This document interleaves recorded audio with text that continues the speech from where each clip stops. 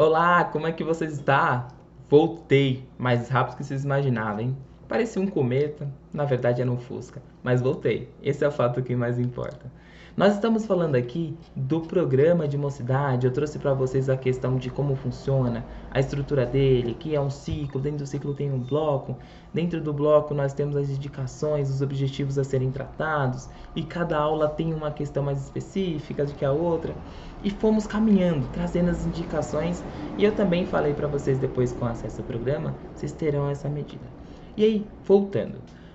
Uma dica que é bem importante que a gente deva seguir é ler o que representa cada ciclo e ler o que representa cada bloco. Isso é bem importante. Muita gente acaba ingressando no automatismo e não sabe o porquê daquela aula, não sabe o porquê daquele contexto. E não raras vezes critica, fala: pô, essa aula aqui não tem nada a ver, que aula chata. Não, essa aula tem um porquê, ela foi pensada. Pode ser que não seja o momento, e é bem importante ter esse feeling, por isso que eu falei que o programa ele é maleável, mas ele tem um porquê naquele contexto e a sua aplicação ela decorre de uma lógica estruturada. E por que estruturada? Como eu disse para vocês, o programa fala com a gente. Nós temos algumas indicações como as bibliografias, como as notinhas que levam a gente para um caminho um pouco melhor, né?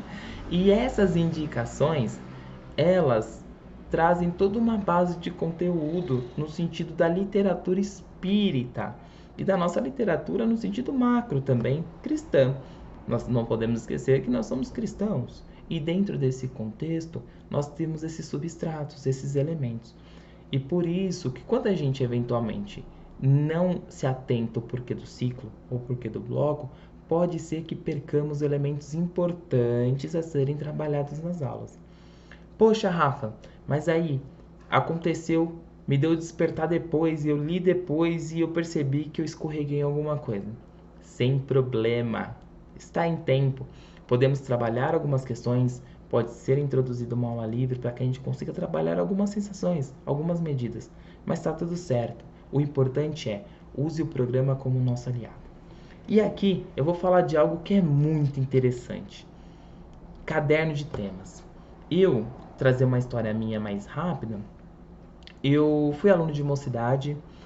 Depois que minha turma de mocidade acabou, eu virei evangelizador. Depois de evangelizador, eu assumi uma turma de mocidade. A turma de mocidade acabou, faz bastante tempo. Depois disso, eu assumi uma turma de pré-mocidade. A turma de pré-mocidade também já acabou. E agora estou dirigindo uma outra turma de mocidade. Sim, coragem. Mas é um trabalho tão gostoso que vale muito a pena. Eu sinceramente gosto bastante. E aí que entra esse ponto, caderno de temas, como trabalhar. O caderno de temas, ele é algo que você vai utilizar para que tenha uma aproximação com o aluno, e é bem importante porque ali é como se fosse uma espécie de um diário. Nossa, diário, que coisa mais obsoleta.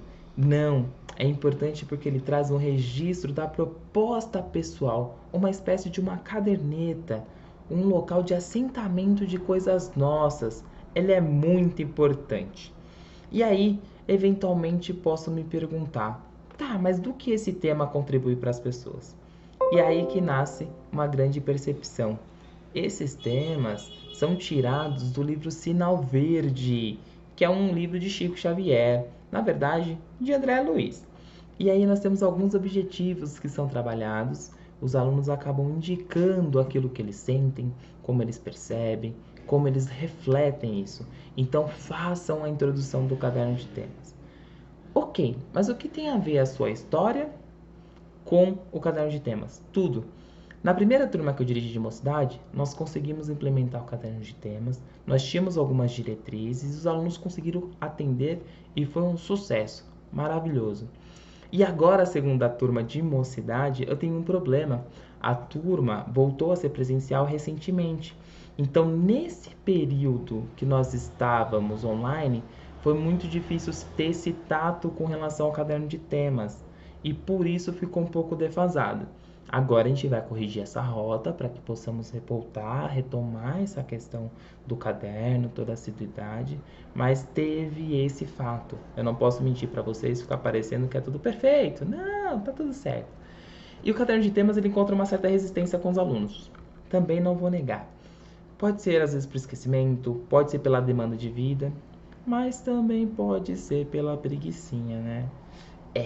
Nós temos preguiça na mocidade, né? Fazer o quê? Normal, somos pessoas comuns. E isso é bem importante que nós tenhamos a observação. Como trabalhar para que a apresentação dele seja bem interessante. E isso o programa traz. Percebam que tudo que eu estou falando, eu falo, tem no programa, o programa tem isso. Há toda uma indicação, uma lógica do porquê das coisas. E nós temos que trabalhar essa lógica de trazer, de sentir. E aí, agora eu quero falar uma coisa que é bem interessante. Muitos alunos são apaixonados pelo ciclo Fé Raciocinada, porque lá nós vamos falar de questões mais específicas do Espiritismo em si. E às vezes já querem no início da turma, já querem ter esse ciclo operando, quero falar de que é obsessor, de que é uma mônada, do que é, não sei, qualquer coisa que seja prevista mais à frente. Só que a turma está na fase do sentir. Eu preciso respeitar esse momento. Só que qual é a grande questão? Eu posso, de alguma forma, trazer esses elementos. Não apresentar a aula, já aplicar a aula, porque eu teria um problema. Quando chegar nessa parte da aula, os alunos não terão interesse. Então, eu posso trazer algumas coisas simples para que possa despertar a curiosidade para que eles continuem nesse curso, para que eles façam, que eles tenham engajamento e tenham uma prestação de retorno. Eles falam, poxa, tem um interesse, é agradável, isso é interessante. Então é bem importante que nós tenhamos esse feeling. Mas sempre que possível, respeitem o tempo.